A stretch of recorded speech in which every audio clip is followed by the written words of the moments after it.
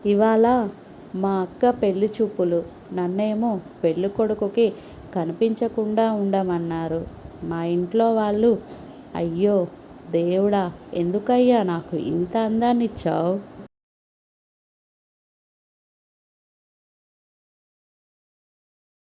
2-3 గంటల నుండి కూర వండుతున్నా కానీ రెడీ అవ్వడం లేదు. షాపు వాడు ప్లాస్టిక్ కూరగాయలిచ్చాడేమో ఎదవ.